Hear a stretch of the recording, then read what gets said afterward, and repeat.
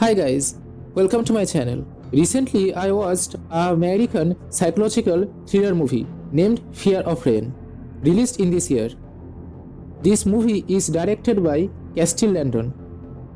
IMDb ratings 5.9, Rotten Tomatoes 63%. So today you and I will briefly know about the movie and some nitty-gritty facts. This movie commences with a young lady named Rain, who was running from someone in the woods.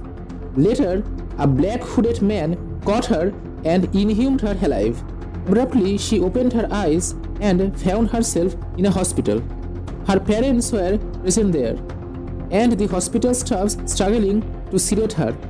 In reality, she was suffering from schizophrenia, and whatever she witnessed in the forest was her hallucination.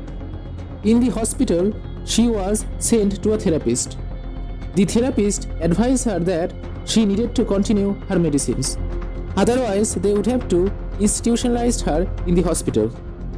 Having returned home, she remained in guest room because she vandalized her room during hallucination. She had a passion for painting. Next day, she painted a portrait of her mother looking at her. Afterwards, she went to school. By then, the entire school came to know about her disease. Her classmates were mean and behaving badly with her. Under these circumstances, a new guy came to the school named Caleb. He wanted to befriend with Rain, but he didn't know much about her disease. However, one night, Rain had a terrible nightmare, and at the same time, she had a vision that her school preceptor, Mrs. McConnell, was dancing with a little kid. Expectedly, she woke up and found herself startled and scared. Her father, John, placated her. And let me let you know that Miss McConnell, who was her school teacher, was her neighbor too. The next morning, John visited her with Rain and inquired about the little kid, but they couldn't get any evidence. But Rain still had a suspicion on her. Later, when she saw Miss McConnell in her school, Rain hallucinated her to be a demon or monster and hurriedly escaped from the cafeteria. By the time Caleb showed up and began to solace and pacify her, Rain shared her awful fright and dismay with him, and also added that Miss McConnell had abducted a child. After the school, those teens infiltrated her abode in confidence. They found nothing special. Meantime, Miss McConnell returned home and they escaped, evading her sight. After the occurrence, Caleb was too frightened as he was unaware of the fact that Miss McConnell was Rain's neighbor, besides being their school teacher. The next day, they casually went to hang out, but the thought of the little kid was persistent in her head. After the day, Rain and Caleb were searching the list of missing child in the school computer, and among those children, she identified the kid. Minutes later, she went outside to take some water and saw one of the classmates weeping. Rain tried to get her some comfort, but the girl threw some loose talks about her disease in front of all students. After that treatment from the girl, Rain was truly grieved, and that she had schizophrenia was clear to Caleb. But he didn't avoid Rain. Instead, he sympathized her and grew an interest about the disease schizophrenia. After returning home, she asked herself if Caleb was real, because to Rain, Caleb was too perfect. She also thought if Caleb was her simply imagination. It is because a person with schizophrenia is unable to realize what reality and imagination is. Rain grew a suspicion that Caleb might not be real. Next day, Rain was drawing a sketch thinking about the kid in the classroom, and after the class was over, she submitted their sketch to Miss McConnell, where she saw herself with a child. That night, Caleb and Rain intended to intrude Miss McConnell's house.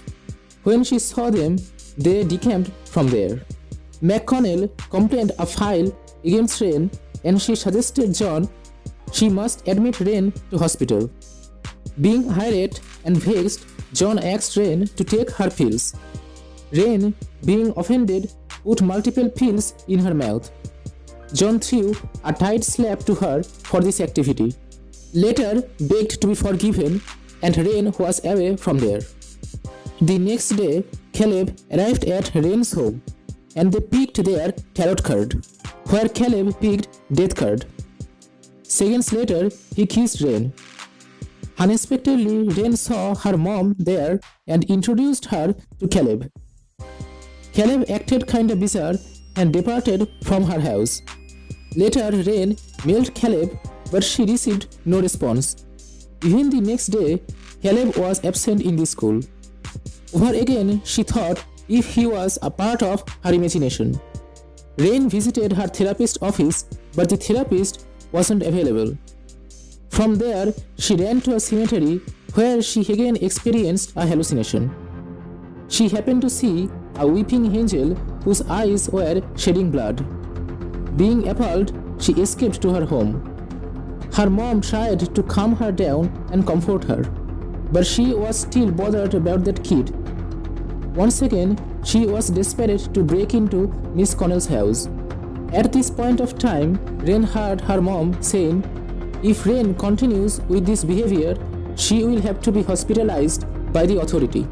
Rain closed the door, but her dad, John, entered the room by breaking the door, and finally unveiled that her mom made her demise 3 years ago. Yes, my friend, for all these years, John had been pretending for Rain, as Rain's vision about her mom used to comfort her. Probably this is the reason that day Caleb hastily departed from her house, because he saw nobody when Rain was communicating with her mom. After discovering the fatal truth, Rain was broken into pieces and ran to McConnell's house. Her father, John, couldn't restrain her. Rain had a vision of her departed mom in the attic where she saw her mom's cadaver and burst into tears. Finally, she confronted her mother's expiration. Moments later, she climbed down the attic. Then and there, Miss McConnell returned home. Having taken the key secretly, Rain took the path to the basement, but she fell down accidentally, and again the hallucination descended on her. But this time, she overcame her hallucination quickly and saw that kid caged in the basement. Rain tried to set the kid free, but McConnell showed up there, and she got inside the cage during retrieval. McConnell asked her to come out of that cage. Not only that, but also she said Rain not to divulge the thing about the kid. When Rain disagreed, she tried to manipulate her psychologically. Rain attacked McConnell and she fought back too. Meantime, Caleb came there as Rain mailed him before the intrusion. Caleb also had a fight with McConnell, and Rain, having taken the kid, went outside where she met John. He eventually believed in her words, and by the time cops were present there, the cops kept the child under protective care till his parents are found. Caleb got injured while tussling with McConnell and treated in the ambulance. They talked to each other, and she was super happy to find out Caleb was real, not her imagination. The scene was shifted to showing Rain stood beside her mom's tombstone, and from there to her room that was mended by her father. In the final scene, we see Rain laying on the bed and had a vision that her mom was with her. It symbolized like her mother will remain in her heart forever and ever. And the movie was concluded here. So, it was the story of the movie in a nutshell. And as you came to know, the plot of the movie is really simple. In this movie, a girl with a name Rain was fighting with schizophrenia and terrifying hallucinations. And due to the disease, it was real tough for her to distinguish between reality and imagination. But because of her self-containment, she found the kid. till everybody believed her except the new guy Caleb. At last, she proved herself right. One thing I really liked about the movie is that mental illness or disturbing behavior were not portrayed in this movie in negative sense, but the disease was exhibited sympathetically by the director. We can see Rain was treated like an outcast by her classmates, but in the same school, there was a guy, Caleb, wanted to get acquainted with her. Probably the director wished to break the stereotype ideology about schizophrenia. Keeping the thrill and suspense to the point, the director depicted the reality of Rain. We get to see the struggle in her head and mind, and how she lives her life every day overcoming it. Besides her own problem, she rescued a missing child. In most of the movies, a sufferer or struggler like Rain is displayed as an antagonist or an offender or as a slaughterer. But in this movie, Fear of Rain, the main protagonist is portrayed as a savior who might dispel the stigma of society to a certain extent. This is the reason I curated this movie to watch and explain so I can convey this message to all of you. So, these were some observations I had on this movie, Fear of Rain, and I can only hope that you found the video interesting. So, that's all for today. Thank you.